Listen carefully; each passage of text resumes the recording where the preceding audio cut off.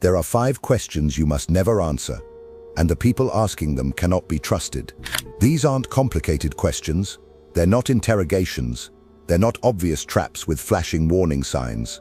They're the opposite. They're soft. They're warm. They sound like someone who cares about you, someone who respects you, someone who just wants to talk. And that's what makes them lethal. Because the most dangerous questions in the world don't sound dangerous. They sound like friendship. They sound like honesty. They sound like trust. And by the time you realize what they actually were, you've already given something away that you can never take back. Machiavelli spent his life watching people destroy themselves, not in battles, but in conversations. A single wrong answer at the wrong table cost someone their alliances, their reputation, or their power. And he noticed something that most people still haven't figured out 5 centuries later. The people who fall aren't the ones who get attacked openly. They're the ones who get asked the right question at the right moment by the right person, and they answer fully, honestly, because it felt safe. I'm going to show you all 5 questions, and the 5th one is the root, the one that makes the other 4 possible. If you can learn to never answer that one question, the other 4 lose most of their power over you. But you need to see the first 4 to understand why the 5th one is the one that matters most. Now, before we go into these 5 questions, I want to be clear about something. This is not about becoming paranoid. This is not about assuming everyone around you is a threat. This is about protection, understanding which questions are safe to answer and which ones are designed to take something from you that you didn't mean to give. That's not distrust, that's intelligence. Here's what most people don't realize. You were trained from childhood to answer every question that comes your way. A teacher asks, you answer. A parent asks, you answer. An authority figure asks, you comply. That training made you obedient. It didn't make you powerful. Power starts the moment you realize that not every question deserves your truth, that the space between someone asking and you answering is the most important moment in any conversation. In that space, you either keep your power or hand it over. Right now, that space doesn't exist for you. By the end of this video, it will, and it will never go away. Let's get into it. The first question you must never answer, and this one happens to you constantly, at work, at home, with friends, with family. You'll recognize it the moment I say it. Someone does something that affects you. They make a decision without asking. They cross a boundary. They commit to something on your behalf. They change the plan. They give away your time. And after it's already done, after the action is already taken, they look at you and ask, you don't mind, right? Or that's okay with you, isn't it? Or you're fine with that, right? Stop. Listen to what just happened. They're not asking your permission. They already acted. The decision is made. The thing is done. That question is not a question. It's a notification dressed as a request. And the way it's worded traps you into agreeing, because the expected answer is no, I don't mind. Anything else, anything that sounds like actually I do mind, makes you look difficult, petty, unreasonable. The question has been engineered so that disagreement costs you socially, and most people will absorb the violation and say it's fine, rather than pay that cost. The person asking knows this. That's exactly why they did the thing first and asked the question second. Think about how many times this has happened to you. Someone gave away your Saturday without asking, and then said you don't mind helping out, right? Someone shared something private about you, and then said you're not upset about that, are you? Someone took credit for your work, and then said we're a team so it doesn't matter who gets the credit, right?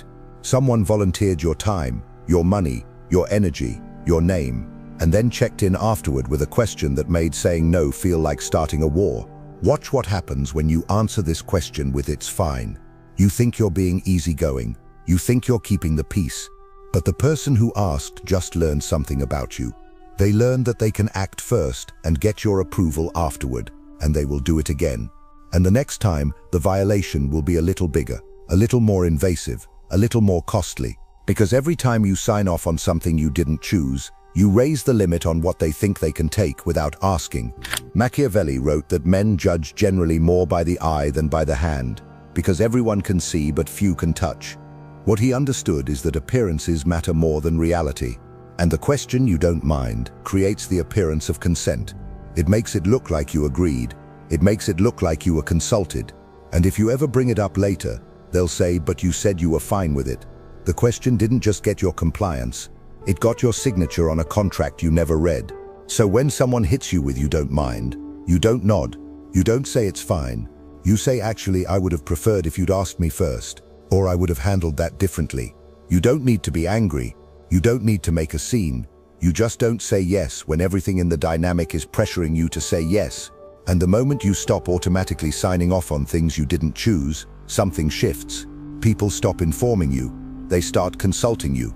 That shift from someone people act on to someone people check with changes your entire position. And it starts with refusing to answer one question. That's the first question you must never answer, the retroactive permission trap. But the second question is harder to spot because it doesn't come after a violation. It comes before one. It arrives disguised as something a good friend would say, something that sounds like courage, like respect. And because of that disguise, you open the door every single time. What is it? The second question you must never answer.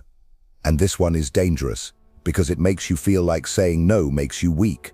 Someone looks at you and says, "Can I be honest with you?" And you say, "Of course." Every time, every single time. Because what kind of person says no to honesty? What kind of person refuses truth? So you say yes. And in that moment, you've given someone permission to say whatever they want while framing it as a gift they're giving you. Think about the last time someone said, "Can I be honest with you?" What followed? Was it something that lifted you up? Was it something that expanded your thinking? Or was it something that planted a seed of doubt? Something that made you second-guess yourself? "I don't think this is going to work. I don't think you're ready. I'm not sure you're making the right choice." And because they asked permission first, because they called it honesty, you're not allowed to be upset. They were just being honest. They were just trying to help. But watch the pattern across your life. The person who says, "Can I be honest with you?" almost never follows it with something that builds your confidence.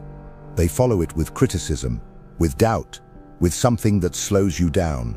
And they get to do all of this while standing behind the shield of the word honest. You can't attack honesty. You can't be angry at someone who was just telling the truth, except they weren't telling truth. They were telling their perspective, and they weaponized one word to make that perspective unchallengeable. Now think about the people who actually care about you, the ones who genuinely have your back.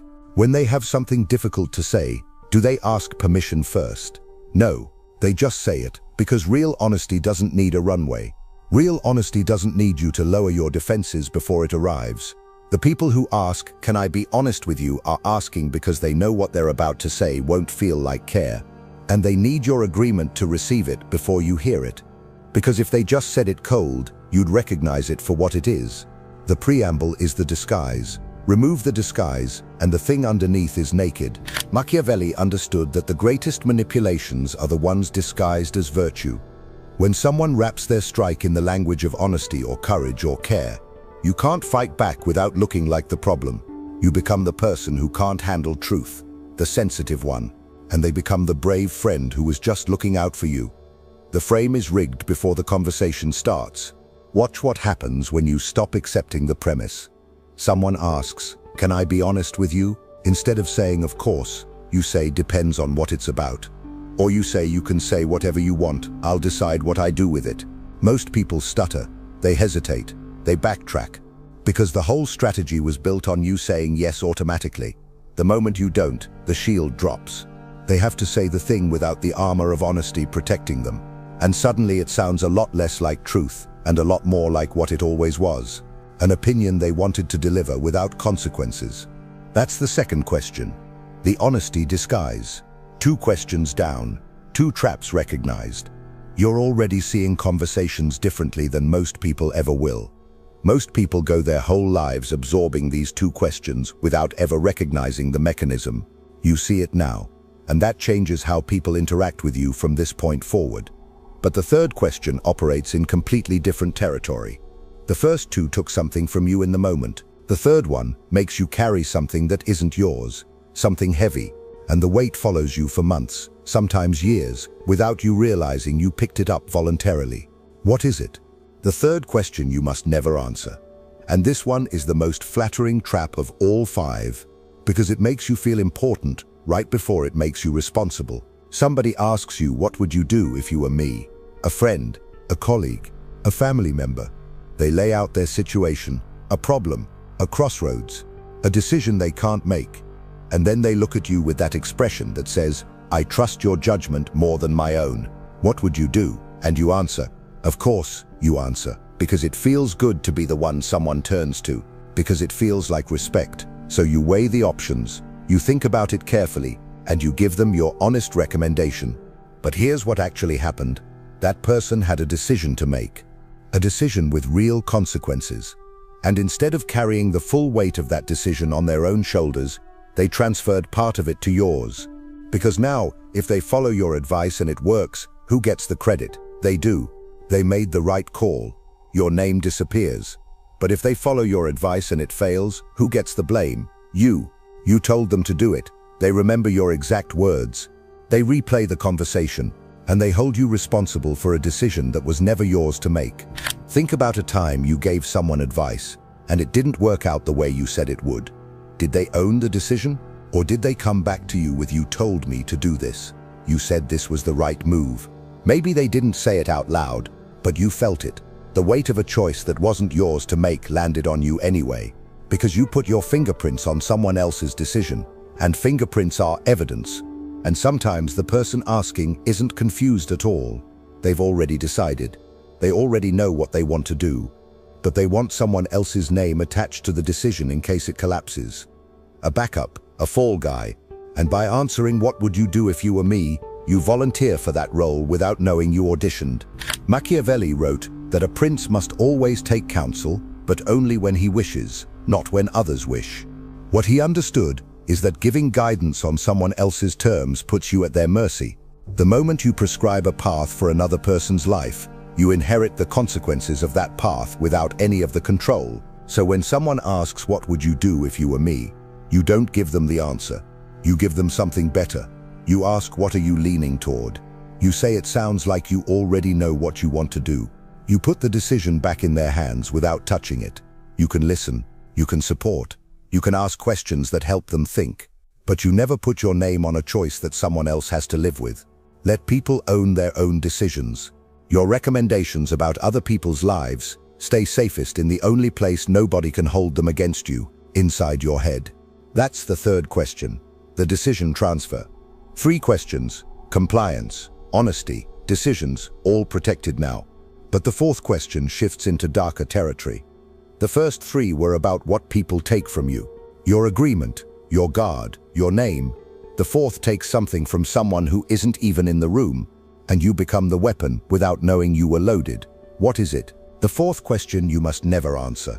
And this one should make you angry when you realize how many times it's been used on you. You confront someone. You bring up something you heard, something you saw, something you know, maybe a lie they told, maybe a move they made behind your back, maybe information that proves they aren't who they claim to be. And instead of addressing what you just said, instead of dealing with the substance of what you brought to the table, they look at you and ask, "Who told you that?" And the entire conversation pivots. Suddenly, you're not talking about what they did. You're talking about how you found out. They've redirected the entire confrontation away from their behavior and aimed it at your source. And if you answer, if you give them a name, you've done 2 catastrophic things at once. You've betrayed the person who trusted you with that information, and you've given the person you're confronting a target, someone to punish, someone to discredit, someone to cut off, so the flow of truth stops and they can go back to operating in the dark. Think about every time someone has deflected your confrontation with "Who told you that?" Did the conversation ever return to the original issue? Almost never, because the redirect worked. You got pulled into defending your source, explaining how you found out, justifying why you were even looking into it. And the whole time, the person who actually did the thing sat back and watched you scramble. They turned your confrontation into your problem with 4 words, and you helped them do it by answering. Watch what happens when you give up the name. The person you were confronting now has a new mission. Not to address what they did, to eliminate whoever exposed it. They go after your source. They cut them off. They discredit them. They make sure nobody tells you anything ever again. And the next time they do something behind your back, you won't hear about it. Because the one person who would have told you has been burned by you. Because you answered a question that was never about truth. It was about control. It was about shutting down the only eyes and ears you had. Machiavelli wrote that the first method for estimating the intelligence of a ruler is to look at the men he has around him. What he understood is that the people who bring you truth are rare, they're valuable, they're assets, and the question who told you that exists for one purpose, to identify and eliminate those assets so that you go blind again. Answering it doesn't make you honest. It makes you a liability to every person who ever cared enough to tell you what was really going on. So when someone asks who told you that, you never give a name. Never. You bring it back to the substance. It doesn't matter how I found out. What matters is whether it's true, or that's not the conversation we're having. The source stays protected, and the person who tried to redirect has nowhere to go except back to the thing they were running from. Let them sit in that. Let them deal with what they did instead of hunting the person who saw it. That's the fourth question, the source hunt. 4 questions sealed: compliance, honesty, decisions, sources, all protected. And every one of them operates differently. Everyone uses a different mechanism to extract something you shouldn't have given. But I told you at the beginning that the 5th question is the root, the one that makes all 4 of the others possible. Here it is, the one that if you learn to never answer, changes everything. Because this question doesn't take your compliance or your guard or your name or your source. It does something worse. It disarms you completely. It kills the pause. It destroys the space between the question and the answer that protects you from every other trap. And you hand it over instantly, because refusing feels like a crime. The 5th question you must never answer, the master question, the root of all the others. Someone looks at you and says, "You trust me, right?" And everything in your body wants to say yes. Because saying no feels like an accusation. Saying no feels like you're calling them a liar. Saying no feels like you're the problem, the suspicious one, the person damaging the relationship by not giving them this one simple word they're asking for. So you say it, "Of course I trust you." And the gates open, all of them, at once. Because once you've said those words, you've locked yourself into a position where questioning anything they do next makes you the hypocrite. You said you trusted them, so when they do something without asking and say you don't mind, right, you can't push back. You trusted them. When they say, "Can I be honest with you," and tear you apart, you have to stand there and take it. You trusted them. When they ask what you would do in their situation and blame you when it fails, you can't object. You trusted them. When they get caught and demand to know who told you, you feel the pull to answer because you trusted them. That one word, that one yes. It became a blank check, and they fill in the amount every single time, and the amount is always more than you intended to give. Think about someone in your life who has asked you this. "You trust me, right?" Think about what happened in the weeks and months after you said yes. Did their behavior earn that trust? Or did they use your declaration as a shield every time their actions fell short? "I thought you trusted me. You said you trusted me. Why are you questioning me if you trust me?" Your own words became the chain they wrapped around you every time you tried to see clearly. Every time you tried to apply that pause. Every time something felt wrong and you wanted to question it, you couldn't, because you'd already committed to not questioning. With one word, here's what nobody tells you. The people who have genuinely earned your trust never ask for it. They don't need to. Their behavior already built it. Trust that's real doesn't need a declaration. It exists in what someone does consistently over years, not in what someone asks you to say in a single moment. The question, "You trust me, right?" is only asked by people who need the words because their actions haven't been enough. They need you to say it because they can't show it. And the moment you say it, you've given them immunity, a shield they hold up every single time their behavior doesn't match what they promised. And here's why this is the master question. Why did you absorb the violation instead of pushing back? Because you trusted them. Why did you lower your guard when they asked to be honest? Because you trusted them. Why did you carry the weight of their decision? Because you trusted them. Why did you give up the name of someone who told you the truth? Because you trusted them. Every question in this video, every single trap, works because of this one. The first 4 are the arms. This is the heart. Kill the heart, and the arms go limp. Stop declaring trust on demand, and every other trap in this video loses its primary mechanism. Machiavelli wrote that he who deceives will always find those who allow themselves to be deceived. And the question, "You trust me, right?" is the mechanism of that allowance. It's the moment you lower every wall voluntarily, not because the person proved anything, but because they asked in a tone that made refusing feel cruel. The fox doesn't force the gate, he asks you to open it, and you do. So when someone asks you, trust me, right, you don't say yes, and you don't say no. You say, I pay attention to what people do. That's it. Short, clean, true. Or you say, actions show me that, not words. You remove the binary. You refuse to hand over the blank check, and watch the reaction. The person who deserves your trust will respect that answer. They'll nod, they'll move on. They don't need the words because their life already speaks. But the person who needed that yes, the person whose next move depended on you saying it, they'll press, they'll push, they'll get uncomfortable. And in that pressure, in that insistence, you'll see exactly why they needed the declaration. Because the behavior was never going to hold up on its own. 5 questions. You don't mind, right? Retroactive compliance. Can I be honest with you? Permission to strike. What would you do if you were me? Decision transfer. Who told you that? Source elimination. You trust me, right? Blank check immunity. The master question. The root of the other 4. Now look at your life with these 5 questions in mind. Who around you keeps acting first and asking later, because they've learned you'll always say it's fine? Who uses the word honest right before they plant doubt in your head? Who keeps coming to you for advice, but somehow it's your fault when things don't work out? Who deflected the last time you confronted them by asking how you found out instead of addressing what they did? And who in your life keeps asking you to trust them with words because they haven't been able to show you with actions? Answer those honestly, because the answers will show you exactly who's been using these questions on you and how long it's been working. These 5 questions happen every day. At work, at home, over dinner, over text, from people you care about, from people you barely know. And until right now, you answered every one of them, automatically, without pausing. You signed off on things you never chose. You opened the door because someone called their opinion honesty. You put your name on someone else's decision. You burned a source because the pressure was louder than your judgment. And you handed out blank checks of trust to people whose actions should have been enough if the trust was real. All 5, running on you constantly, and you never felt it happening. That's how smooth these questions are. That's how invisible the extraction is. It feels like talking, like connecting, like being a good person, and it is. It's just not a protected person.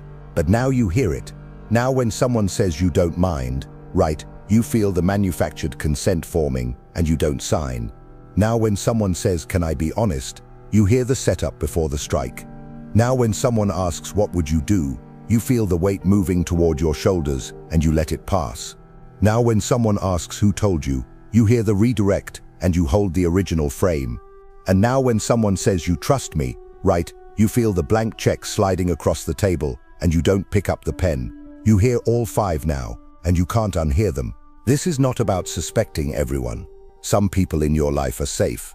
Some people proved that through years of consistent action, not through asking for your trust in a conversation. This is about becoming intentional. Choosing what you give instead of giving everything by default. The difference between someone who gets maneuvered in every conversation and someone who can't be moved is not intelligence. It's not experience. It's that pause.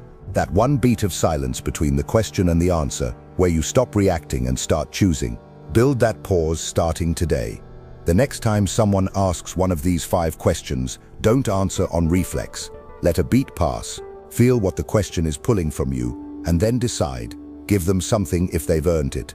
Give them nothing if they haven't. But make it a choice, not a habit. Because the difference between someone who is constantly readable and someone people can't outmaneuver is not personality, it's discipline. And that discipline starts in the silence between the question and the answer. In the coming weeks, something is going to shift, and you'll feel it in real time. Conversations will feel different, not tense, not guarded, just clearer. You'll notice the moment someone asks for retroactive permission instead of real permission. You'll catch the word honest being loaded before a strike. You'll feel the weight of someone's decision sliding toward you, and you'll sidestep it.